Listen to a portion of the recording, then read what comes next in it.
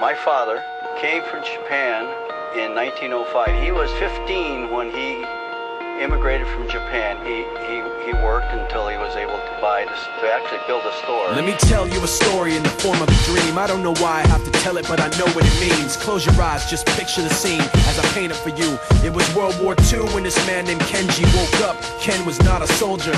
He was just a man with a family who owned a store in LA. That day, he crawled out of bed like he always did, bacon and eggs with wife and kids. He lived on the second floor of a little store he ran. He moved to LA from Japan, they called him immigrant. In Japanese, he'd say he was called Issei. That meant first generation in the United States, when everybody was afraid of the Germans, afraid of the Japs, but most of all afraid of a homeland attack. And that morning, when Ken went out on the doormat, his world went black, cause right there, front page news, 3 weeks before 1942, Pearl Harbor's been bombed and the Japs are coming. Pictures of soldiers dying and running. Ken knew what it would lead to, just like he guessed. The president said the evil Japanese in our home country would be locked away. They gave Ken a couple of days to get his whole life packed in 2 bags. Just 2 bags, couldn't even pack his clothes. Some folks didn't even have a suitcase to pack anything in, so 2 trash bags is all they gave them. And when the kids asked Mom, where are we going, nobody even knew what to say to them. Ken didn't want to lie, he said the US is looking for spies, so we have to live in a place called Manzanar, where a lot of Japanese people are. Stop it, don't look at the gunmen. You don't want to get the soldiers wondering if you're gonna run or not, cause if you run then you might get shot. Other than that, try not to think about it. Try not to worry about it being so crowded, but someday we'll get out. Someday, someday. As soon as war broke out, so the FBI came and they just come to the house and you have to come. All the Japanese have to go. They took Mr. Need and people couldn't understand why they had to take him, because he's just innocent laborer. So now they're in a town with soldiers surrounding them.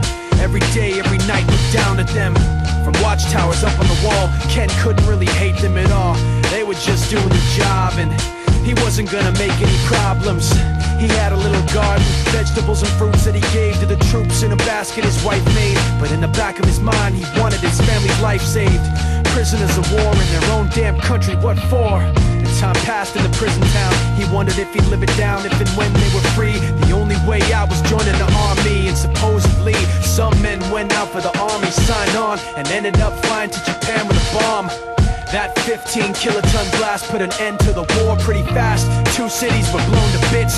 The end of the war came quick, and Ken got out big hopes of a normal life with his kids and his wife. But then they got back to their home, and what they saw made him feel so alone. These people had trashed every room, smashed in the windows and bashed in the doors, written on the walls and the floor, "Japs not welcome anymore." And Kenji dropped both of his bags at his sides and just stood outside. He looked at his wife without words to say. She looked back at him, wiping tears away, and said, "Someday we'll be okay, someday."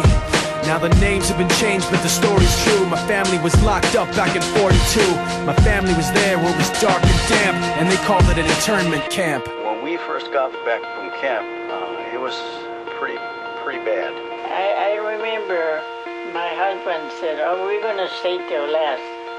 Then my husband died before they closed the camp.